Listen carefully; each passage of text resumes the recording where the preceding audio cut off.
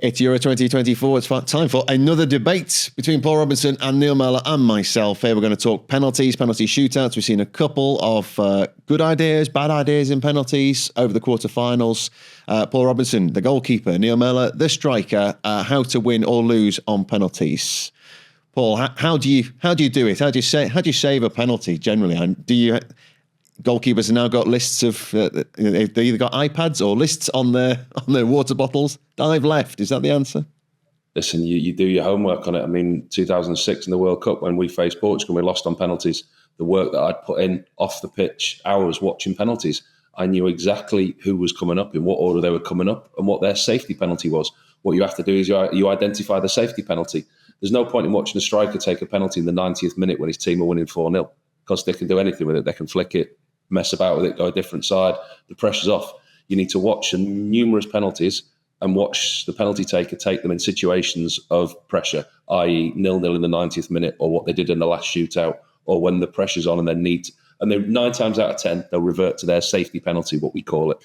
So then you'd watch them all and you'd work out everyone's safety penalty, everyone's go-to penalty. And the thing now is that everyone knows that the information's out there. I mean, you look at the front pages of the newspapers today and you look at Jordan Pickford's list on his water bottle. He knows who's coming up, what order it is, and what their favourite penalty is. And he will also have their second penalty. This is not something new. We've done this for years. You know, as soon as the sports science is there and the analysis is there, the clips are available for everybody to find around the world. And the England team have staff, the other teams have staff that will find these clips for you. And you spend hours watching penalties and dissecting it and deciding which way you're going to go. But when you're actually in the moment and the striker's walking towards you, he's walking towards you, looking at you thinking, he knows where I like to go. Do I change? And I'm looking at him thinking, I know where he's going to go. Is he going to change? It's now more of a mind game than it's ever been. So you see the likes of Martinez, for example, at Aston Villa. He's fantastic with mind games. That's something you have to affect. All the pressure in that situation is on the taker. There's no pressure on the goalkeeper whatsoever. You're in a no-lose situation. Nobody expects you to save anything. If you save it, you're the hero. You've got to put even more pressure on the kicker than that you can, as much as you possibly can. The crowd, the noise, whether you're going to say something, whether you're going to mess about with the ball, just do something that throws them off their stride, because all the pressure is on the kicker. But I genuinely believe now it's more of a mind game than ever. But the one thing is the execution from the kicker. If it's executed correctly from 12 yards, you don't get near it. Do your homework, but also there's the stats. We say it's not a lottery, but there's certainly, it reminds me of gambling, kind of blackjack, Neil, where some odds are stacked stacked for the house, most of them. One of them is take the first penalty in a shootout. I think it's 60-40. If you win the toss and go first, 60-40 is you'll win the shootout. Ronaldo won the toss in his quarterfinal, went second. It's all the psychology for me. Yeah, like you say, you want that advantage to put extra pressure on, knowing that they've got to chase. They can't afford to miss. If you do go first, then the opposition are chasing the game. And it's the same for taking a penalty. If you've got fear or doubt, you're giving advantage to the goalkeeper. So the psychology is so important. It's a horrible walk. I think you have a lot of time to think about it when you're walking from the halfway line all the way to the penalty spot. You've got the fans. Are you in front of your fans, the opposition fans? What's the goalkeeper doing? Is he trying to put you off?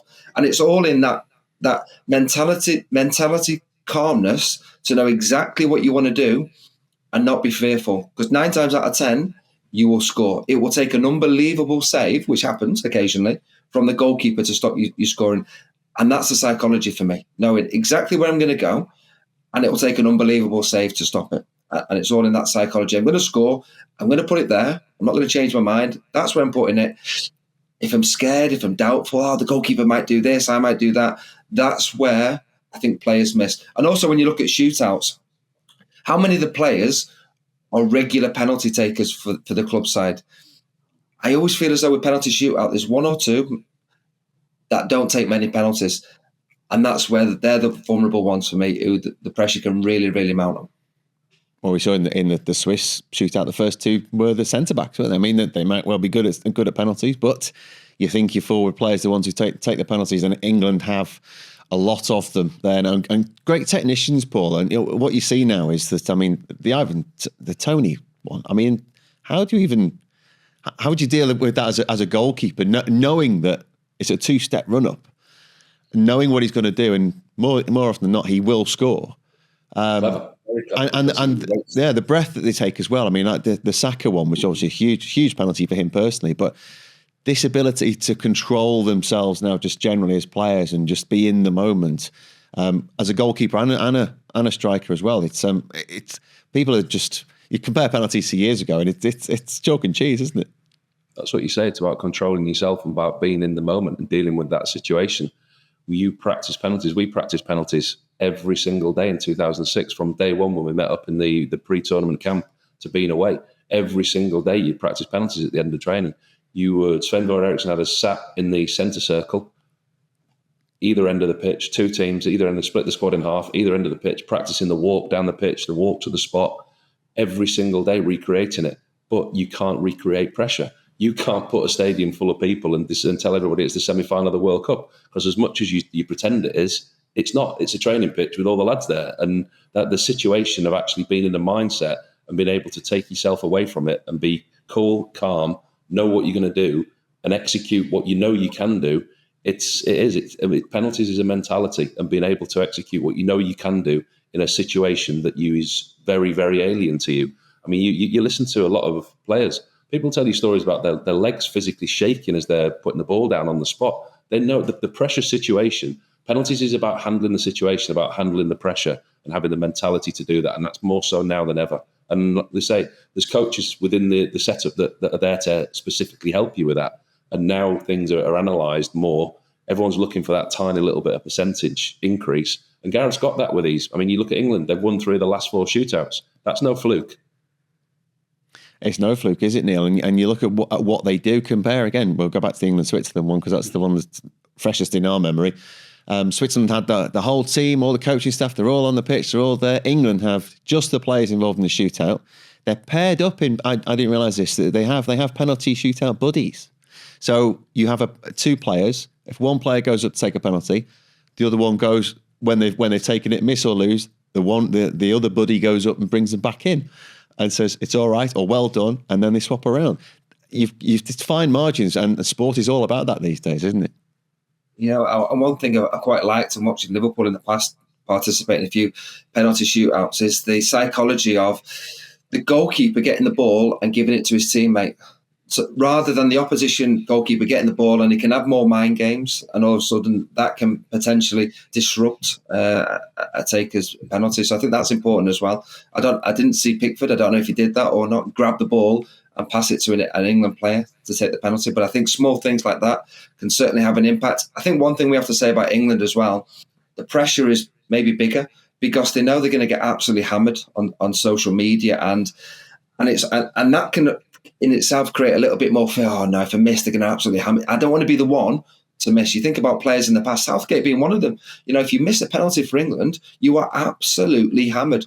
And there was reports, wasn't there, that maybe an England player didn't want to take it, and you can understand why. You know, the pressure, and you don't want to be the one who is absolutely the villain for England to cost England.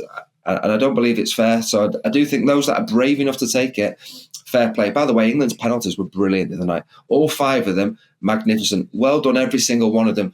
Palmer to take it first, because he hasn't even been starting games. The manager doesn't believe in him to start games, but he still wants to take that first penalty. And Trent brought on for 3 minutes, barely had a touch. Tony didn't even have a touch in the game before he took a penalty.